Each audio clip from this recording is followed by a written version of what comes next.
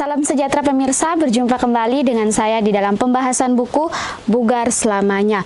Pada hari ini kita sudah memasuki halaman yang ke-157 dengan judul Bumbui Kata-Kata Anda dengan Garam. Ayat inti kita pada hari ini terdapat dalam Ibrani 3 ayatnya yang ke-13. Tetapi nasihatilah seorang akan yang lain setiap hari selama masih dapat dikatakan hari ini, supaya jangan ada di antara kamu yang menjadi tegar hatinya karena tipu daya dosa. Kita masuk dalam inti pembacaannya. Ibrani 3 ayatnya yang ke-13 menjelaskan bahwa kata-kata yang mengecilkan hati menghancurkan sistem kekebalan kerohanian seseorang. Tetapi tahukah Anda, itu juga melemahkan sistem kekebalan fisik. Pada tahun 1996, Dr. Anders J. Keikolt Glaser dan Ronald Glaser melaporkan sebuah penelitian pada pasangan yang telah menikah rata-rata selama 42 tahun tetapi tetap terus-menerus berdebat dengan mengucapkan kata-kata patah semangat satu sama lain. Mereka menemukan bahwa semakin banyak mereka berdebat dengan mengkritik, semakin lemah sistem kekebalan tubuh mereka. Anda mungkin berpikir perdebatan sengit akan berdampak lebih kecil pada pasangan yang lebih tua karena setelah bertahun-tahun bersama, mereka telah terbiasa saling menjatuhkan atau akan belajar menghadapinya. Sayangnya, kata-kata yang mengecilkan hati selalu berdampak negatif.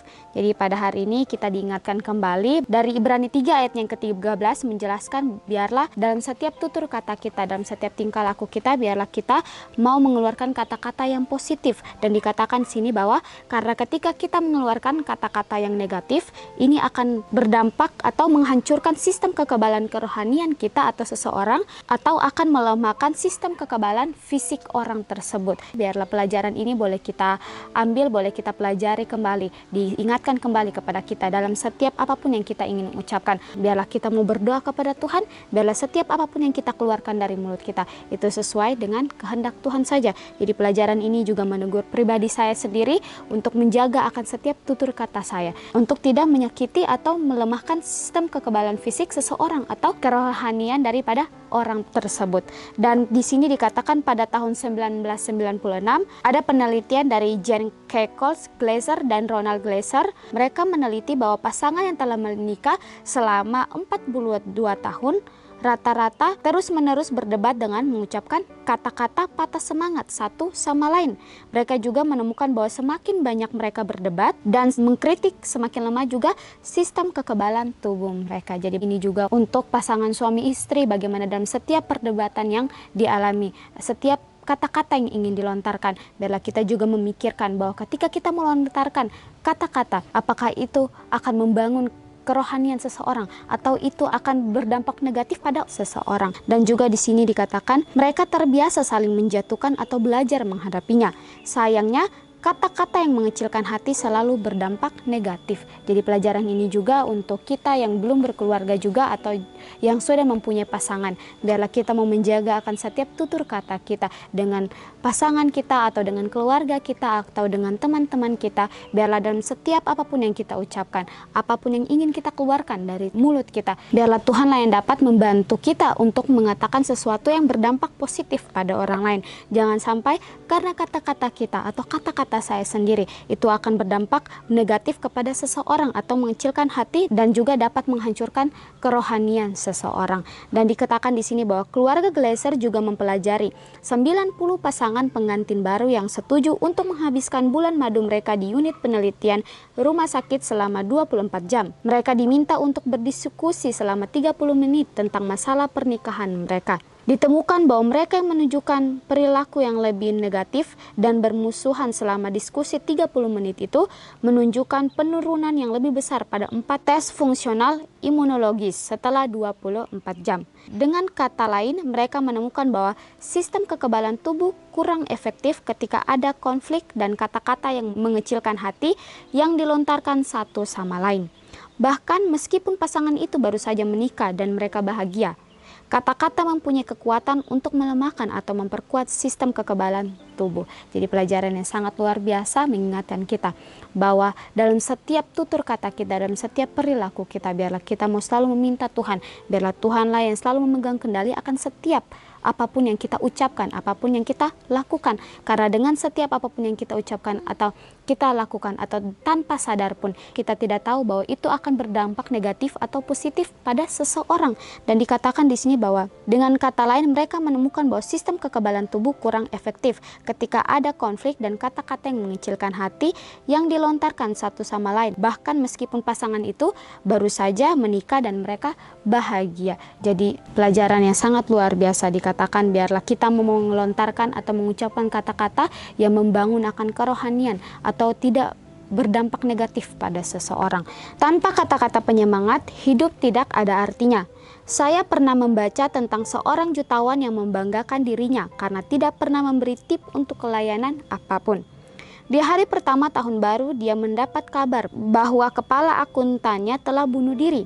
Segera dia bergegas menuju tempat pria itu. Semua buku-buku berada dalam urutan yang sempurna. Dia melakukan pekerjaannya dengan baik. Mengapa dia mengakhiri hidupnya sendiri? Setelah penyelidikan menyeluruh, catatan ini ditemukan. Selama 30 tahun saya tidak pernah mendapat satu kata pun yang memberi semangat. Saya muak. Paulus memahami kekuatan perkataan ketika dia menasihati. Janganlah ada perkataan kotor keluar dari mulutmu, tetapi pakailah perkataan yang baik untuk membangun di mana perlu, supaya mereka yang mendengarnya beroleh kasih karunia. Terdapat dalam Efesus 4 ayatnya yang ke-29.